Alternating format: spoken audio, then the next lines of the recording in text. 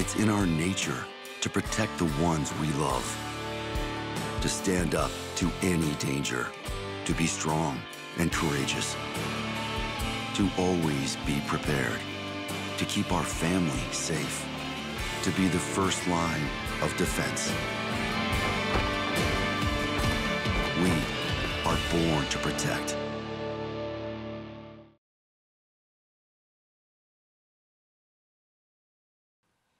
What's up and welcome to the channel. My name is Headshot and thank you for joining us today. We are going to do our 2021 edition of best carry gun for your first carry gun and ones that you're going to want to stay away from.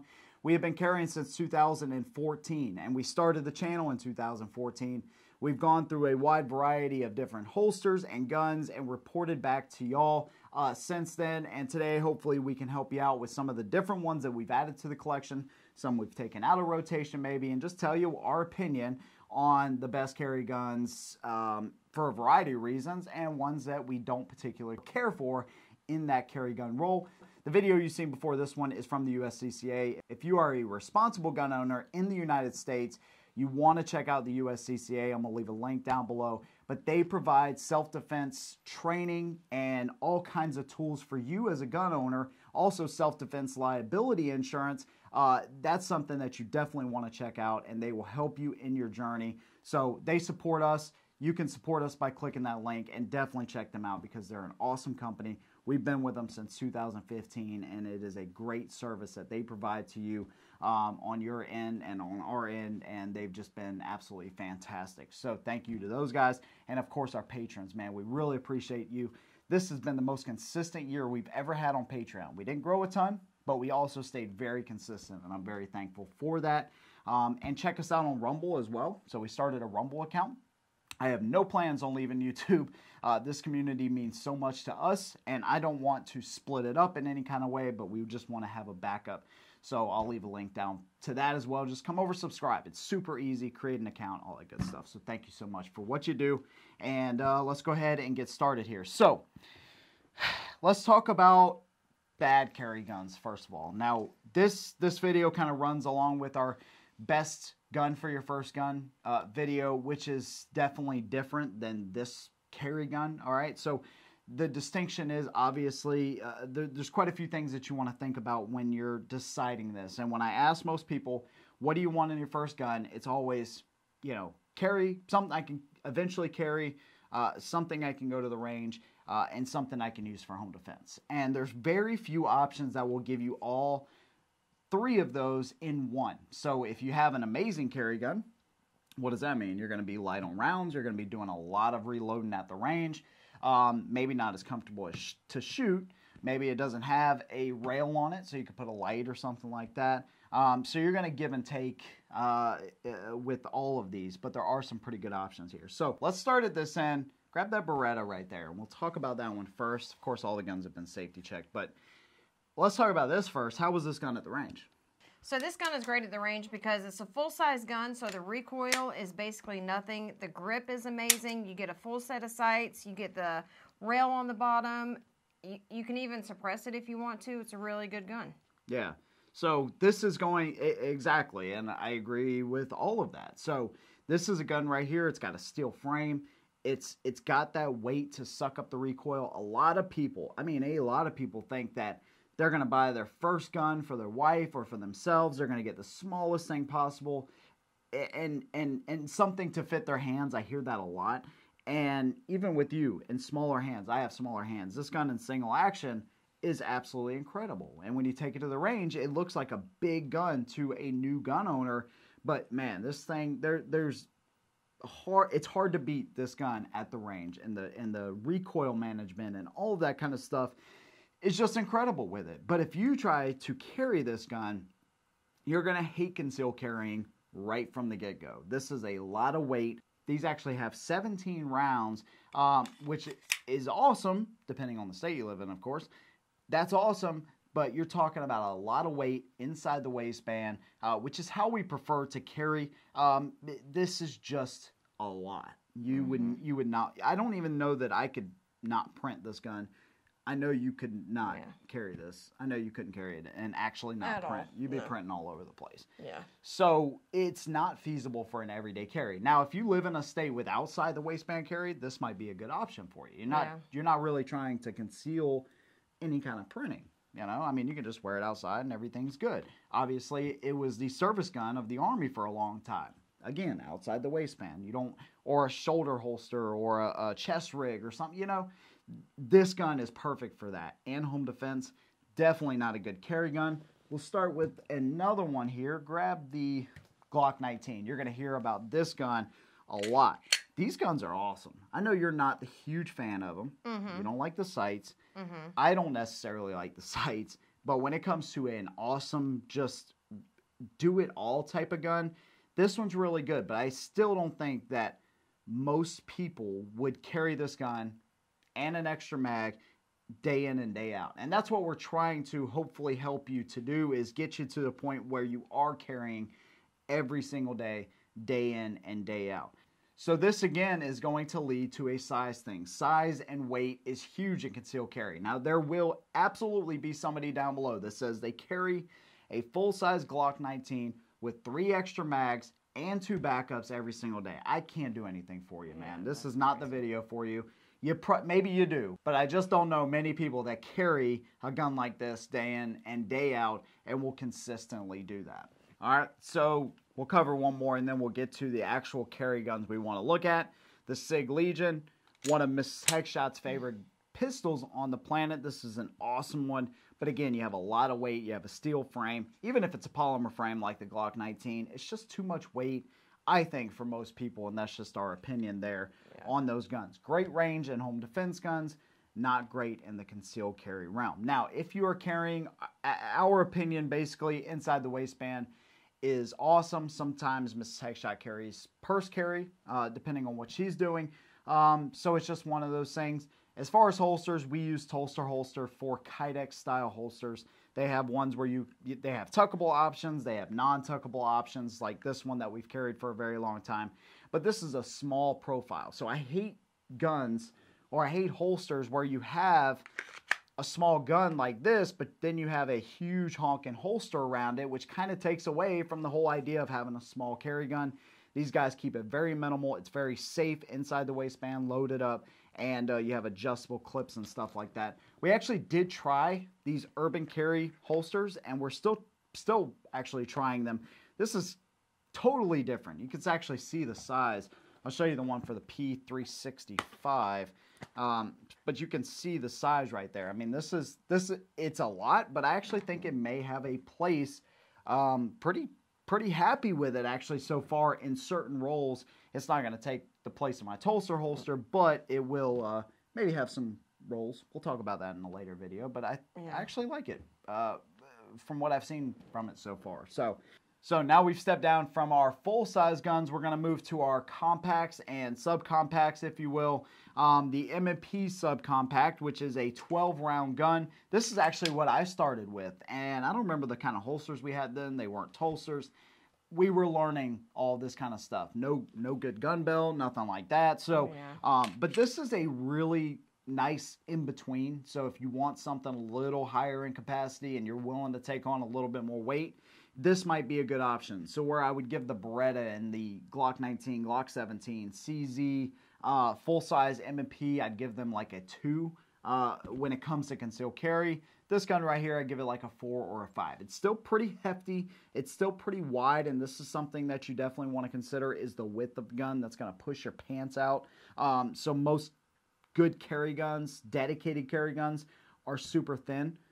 So there's that, but then you also have your real set of sights on here, which is super important in my opinion. Mag compatibility, so like this one, you can use your full-size M&P mags, which is a good thing. You're also going to have guns like the Glock 26, which was a staple in the concealed carry market for a very long time.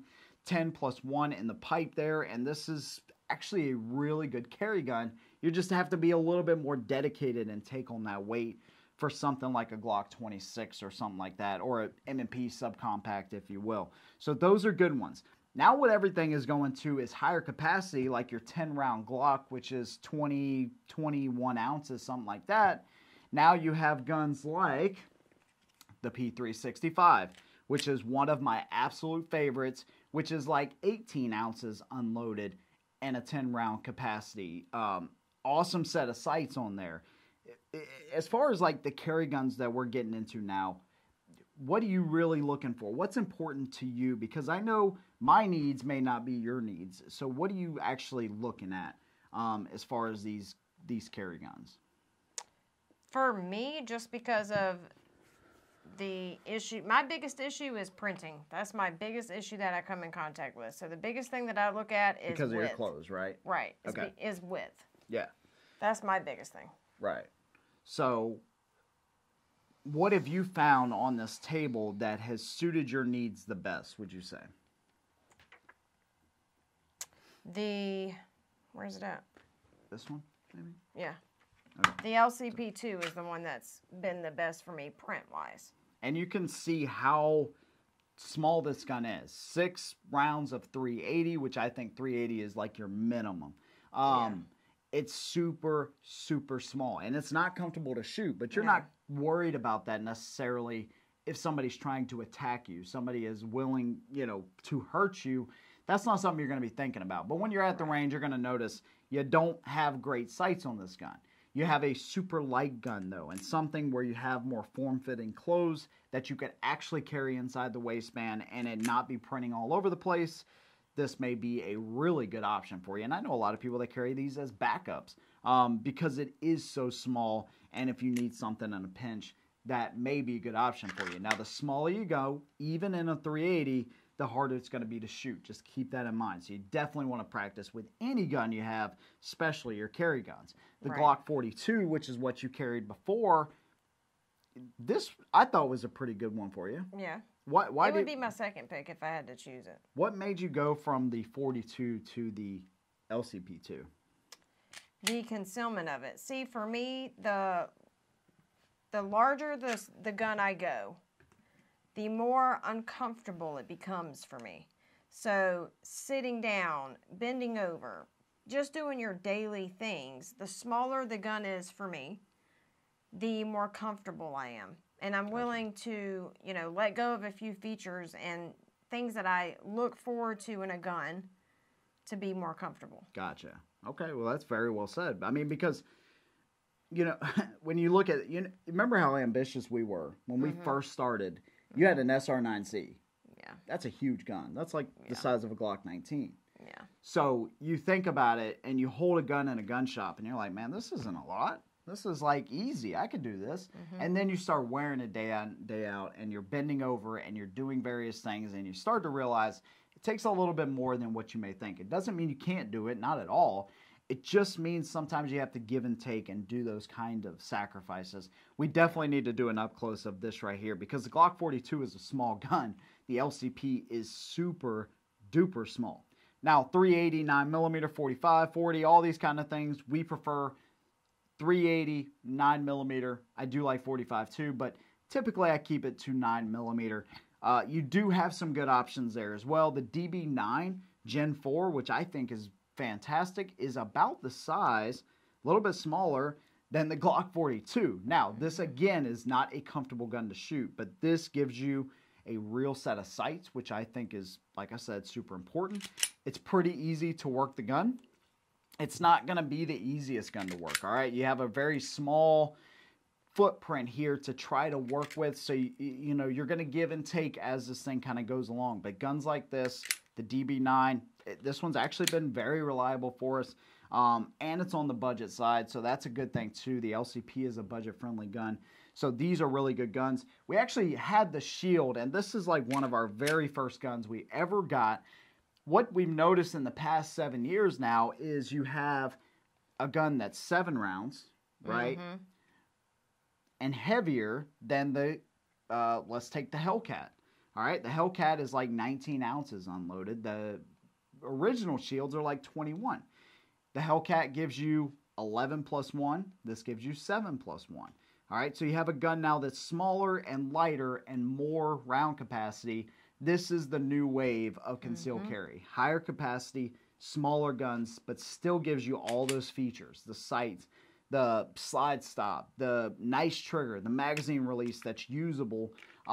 This is what things are really going towards. Right, but what you're going to give up in these smaller concealed carry, dedicated concealed carry guns, a lot of the times is comfort and shootability, capacity, all right? But you don't always have to sacrifice those things. Like I showed you in the Hellcat, 11+1, that's amazing.